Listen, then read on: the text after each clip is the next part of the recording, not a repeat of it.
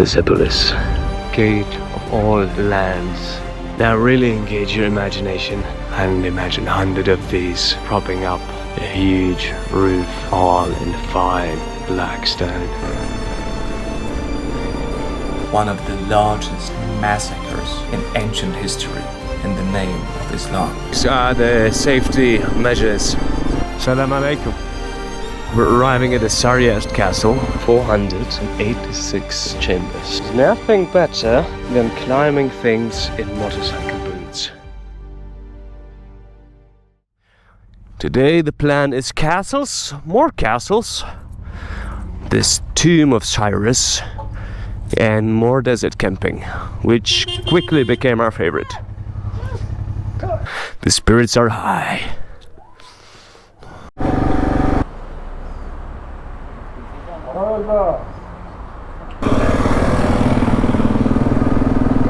So these are the safety measures.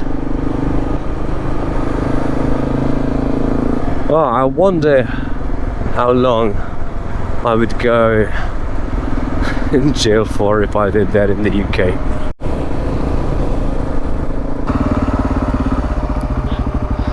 We're arriving at the Sar Yazd castle, which is an interesting place. It's 3 to 7 centuries AD, and it was used as a vault and a grain storage for the surrounding villages. In terms of it being used as a vault, so it's not been just used to store grain, but the villagers around also used it to store their jewelry, their valuables, and to protect those valuables from raids.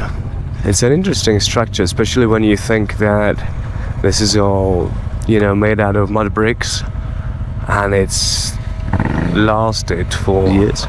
So this place has 486 chambers. How crazy is that? And these steps are certainly not very wide.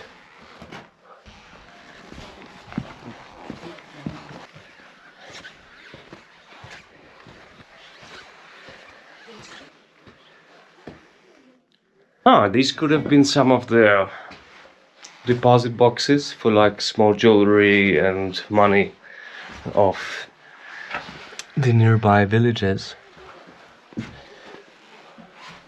Though it is kind of hard to tell. So, and this place is huge.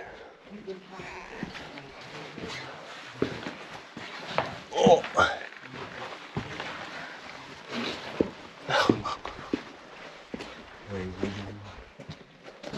It's like a maze. It's going to left and right and left and right. There's a lot of different rooms.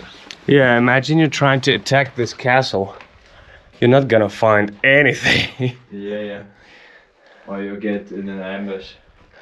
Yeah.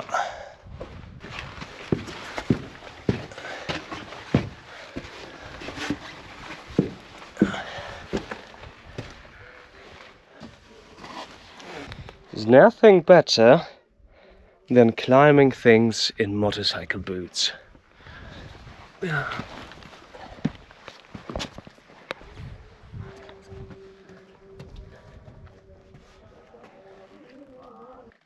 Oh, all done for us. So this was very interesting. I just met a local guide who was super helpful and told me a little bit about the place. So here is the thing. The place was set up during the Sassanid era as a trading mechanism of sorts also. So this has not just been like a vault and a bank for the surrounding villages and villages, but because it is placed on the Silk Road, what happened is if you are a trader and you do not want to travel with all your valuables and get ambushed in the desert, you could pay this place, and you could store, for instance, grain, saffron, silk, whatever you needed to store in these places. You would receive a token that documents, okay, you're storing this here, and you could either just, leave it in storage, or you could trade the token. So let's say that you could go to the capital city, to Persepolis, you could find a buyer, and you could get paid for your token without having to carry the goods all the way there. And not only that, you could trade the token for a different token. So for instance, you could exchange your vault filled with saffron for another vault filled with silk. It's a very, very interesting trading system, because now we're sort of used to these transactions being done. Let's say if you're buying a house, right? You deposit the money with the lawyer, the other side deposits the paperwork and all the necessary things for transfer, exchange takes place. So this is an early version of the same system. Apparently there's some parkour taking place. I think his mother is upset that he's not doing it.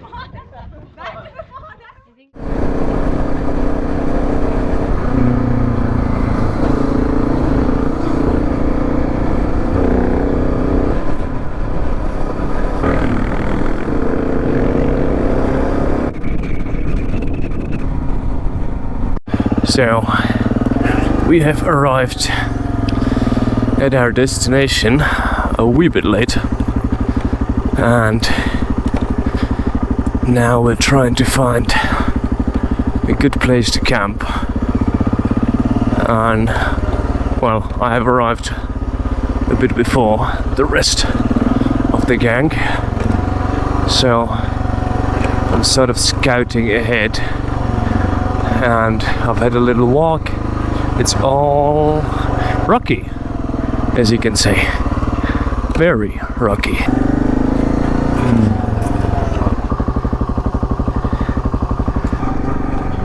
Good morning. Today is an exciting day. We're gonna get to see the Tomb of Cyrus. We're gonna see Persepolis, Necropolis, all the palace today. Yay.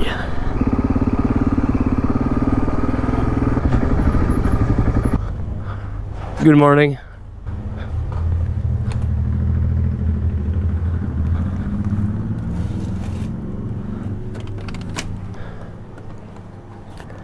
Salam alaikum. Salam. There's the hole in the fence, and there we can go for free. Oh, that's awesome. Oh, he's a pro. He's a pro. Wow. No fear.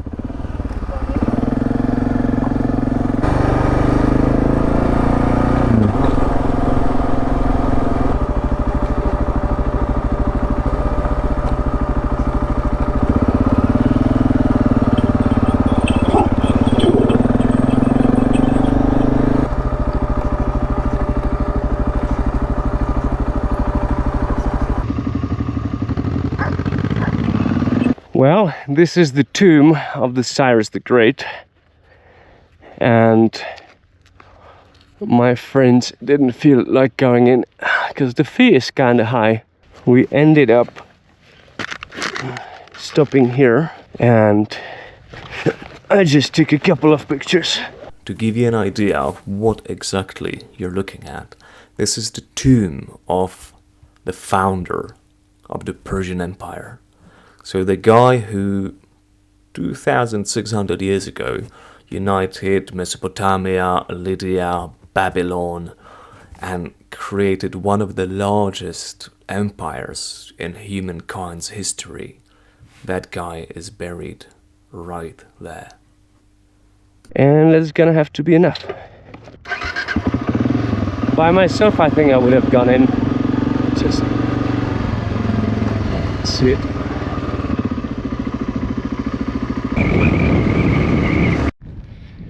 So now we are inside what are the remains of the Istakhr city, which was the city belonging to Persepolis. There is not tons that's been excavated. They have been doing some excavation and some restoration, but there's not a huge part that's been done.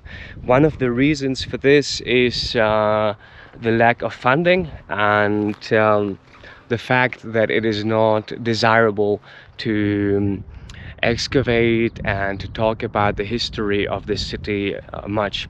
Was Zoroastrian. So when they took the city, they wanted to convert all the population to Islam, but they were refusing to do so. They were refusing to join Islam. Normally you cannot come here, is not opened to public. We've been sort of very lucky to be able to get here and see this, possibly because we're foreigners. Now, I should try to explain a bit why it is that they're trying to suppress this part of history. This was one of the largest massacres in ancient history, and it was committed in the name of Islam. So in Iran, a large percentage of population is Muslim, and they are very kind, very loving, very generous people. They're great. But also very large percentage of the population is not religious at all, and they do not like being forced into having to follow religious laws and rules. So women have to wear hijab, they have to cover up, you cannot dance in the street, you cannot kiss someone in the street, you cannot have premarital sex. It's very illegal, very, very illegal. You cannot drink, of course.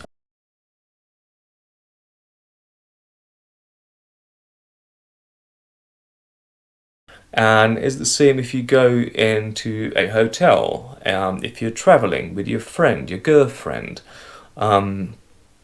someone you're engaged to even, you're not allowed to stay in the same room with a woman. So naturally, people don't like being told, you must do this, you must live like this. And, you know, they're saying you've been forcing us throughout history to do this. Originally, Iran was not a Muslim country. That came with Arab conquest, about 650 AD, something like this. Around then, yeah. And Istakhr city was Zoroastrian. They were refusing to accept the new religion. At some point, there was a bit of a boiling point. The Arabs came, subdued the city, and as a reprisal, they have massacred the city's population. This was one of the largest cities at that time, sort of between, I think, 70, 80,000 people, something like that. They have killed 40,000 people. Men, women, children. That city never recovered from it again and eventually became a ruin. So, of course, the Iranian government does not want people coming here and learning more about how bloody the history of the Arab conquest was. But there are big differences between governments and between general population. Do not associate the government with the people, because the people are good. They really are good people. Absolute majority of them. And you can see that they've been restoring parts of the buildings. You can see some base columns of the previous structures that have later been taken away, decomposed, and they've been used as the base for the mosque here. The archaeologists have worked on restoration of some of the pieces, some of the pillars, and they've explained to us that the material they're using to fill the cracks and to restore this, it's type of glass and some other components. Afterwards, they've been showing us that all these places and all the stuff that you can see on the ground is very often pieces of amphoras with different stamps on them, and you can find pottery from early Islamic era. You can find pottery that is stamped from the Sassanid era, and you know, it is crazy because all of these little pieces, you know, you see a lot of rock, but you also see pieces of amphoras, pieces of you know, all kinds of pottery. Early we have found this, for instance, is a piece of a handle from a really big amphora. You can see that this, you know, is quite huge. And we are essentially just walking over all these historical pieces. It's crazy. It's really crazy when like almost everything that you touch around here, all of these little pieces, they are thousands of years old, just lying here on the ground. If this place was anywhere in Europe, the amount of money that would be going into this would probably be really incredible to excavate this and to research. But here, because it's more problematic part of history, it is not really being done. Besides the original city that was here, there is also another castle that was built later on, but we are not allowed to access that one because both there is work ongoing there, but also because apparently there is a lot of snakes, a lot of really big snakes around that area. So I'm not sure whether that's correct or whether, you know, it's simply area that we should not be walking around and visiting right now. The translation has been a tiny bit difficult. And these are the base columns that were mostly taken apart and used to build the mosque afterwards. This was absolutely incredible. We are arriving at the ancient site of Persepolis. So this has been a slightly unpleasant start with them trying to take my backpack. It's on the positive side, and that is finally being at Persepolis. So this is the gate of all lands, with the body of a bull and the head of a bearded man that Xerxes has built, with surprising amount of assholes writing their names on historical artifacts 200 years ago in some cases. Vedete le ali prima erano molto più rovinate.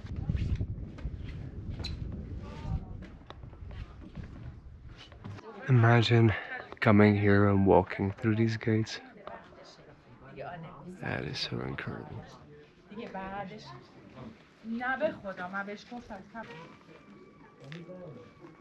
Da una coppa ritrovata in Turchia che venivano utilizzati anche come capelli.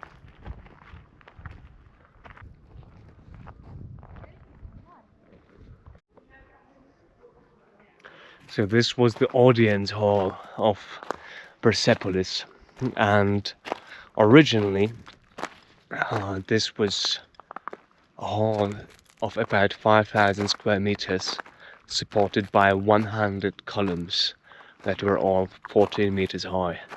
So you can imagine that this site was quite impressive. Now sadly there is not a huge amount left, as you can see.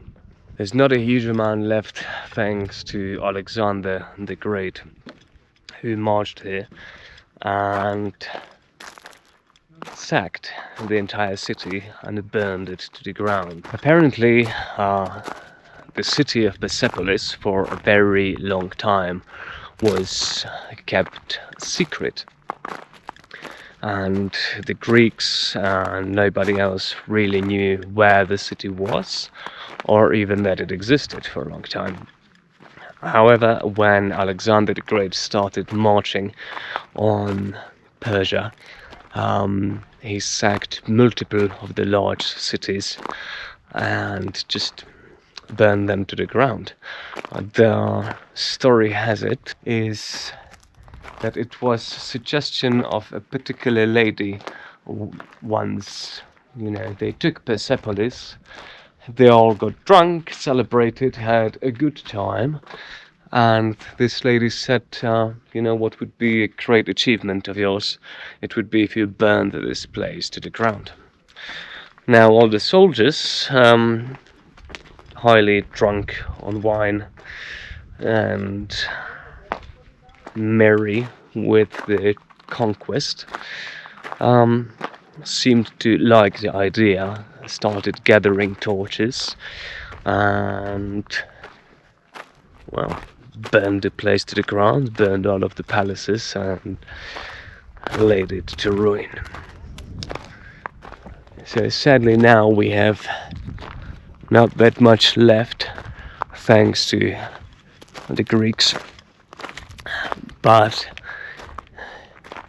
if you imagine walking through this when it was all complete and standing, it had to be absolutely majestic. These columns, of which there was 100, were finished in black polished stone. With a bit of imagination, you can get an idea of just how epic this place was to behold.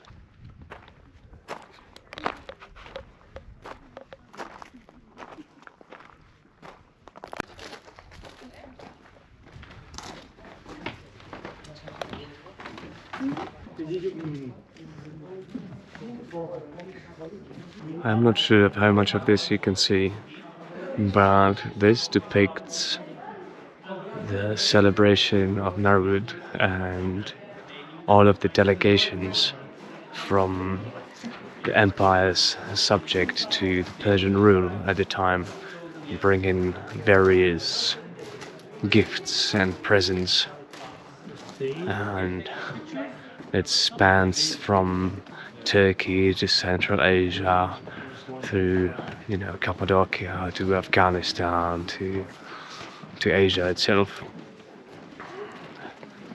So there's a depiction of all of these bringing gifts to the mighty king.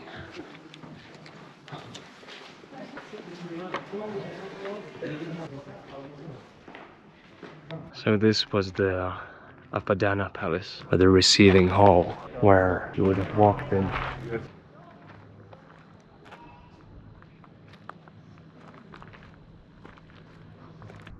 This was the Hadish Palace, and it was the private palace of Xerxes in here.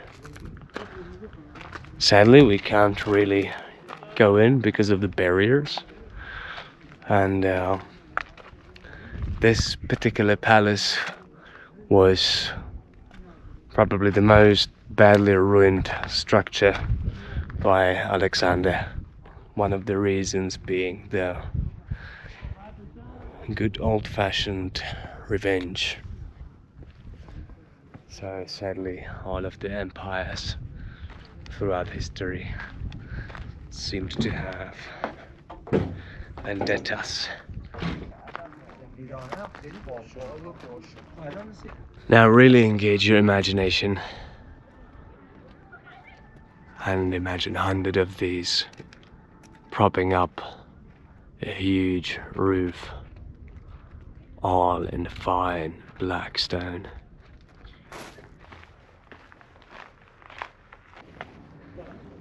Well, if you were a Persian king, this is the tomb that you would get.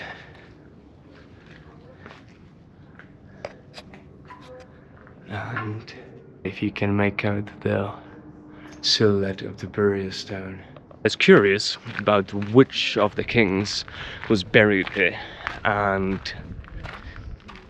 the answer is they don't know.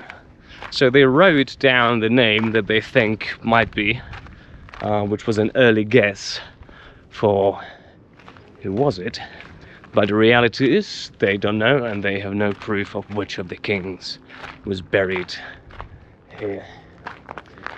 It was sealed originally, completely, but then thanks to the deal of the Qajar dynasty king and the French and the Portuguese, they unsealed it and they ransacked apparently whatever was left in terms of treasures out of this place. So there is no body either. But here comes a nice part, Persepolis.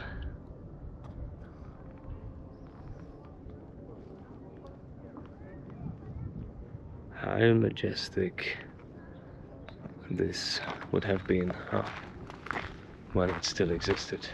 I think if I could choose a superpower, time traveling would be it. So I can go and see all these places and see them in all their glory, because there are so many around the world, and you're gonna get to see a lot of them with me. But now I'll have to chase down my friends, and then we're off to find a camping spot for the night somewhere. It's getting slowly towards the end of the day, so hopefully we will manage before it's dark. Goodbye, Persepolis. It's been fantastic. You cannot drink, of course.